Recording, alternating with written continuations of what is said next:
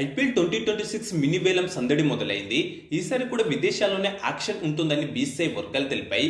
అబుదాబిలో December 15 లేదా 16న వేలం ప్రక్రియ ఉండొచ్చు.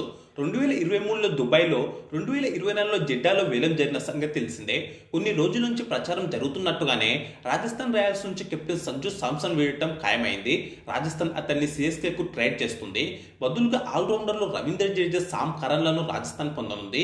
ఈ నేపథ్యంలో అసలు ఐపీఎల్లో ఆటగాళ్ల ట్రేడింగ్ రూల్స్ ఎలా ఉంటాయి, ఈ ప్రక్రియ ఎలా సాగుతుందనే విషయాలను ఇప్పుడు తెలుసుకుందాం.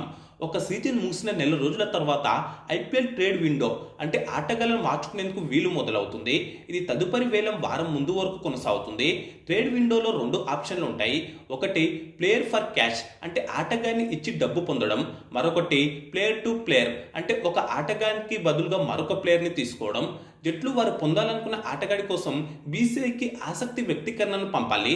ఆటగాన్ని అమ్మే టీం ప్రతిస్పందించడానికి 48 గంటల సమయం ఉంటుంది. ఆటగాడు కొత్త జట్టులో చేరడానికి సుముఖతను వ్యక్తం చేస్తూ సమ్మతి పత్రంపై సంతకం చేసిన తర్వాతే ప్లేయర్ ట్రేడ్ ప్రక్రియ మొదలవుతుంది. ఆటగాడి కోసం కొత్త ఫ్రాంచైజీ ప్రస్తుతం ఉన్న ధర కంటే ఎక్కువ చెల్లించడానికి ముందుకు వస్తే ఆ మొత్తాన్ని ప్లేయర్ మరియు అమ్మే టీం ఇద్దరు కలిసి పంచుకుంటారు. ఎంతమంది ఆటగాళ్ళైనా ఫ్రాంచైజీలు ట్రేడ్ చేసుకోవచ్చు.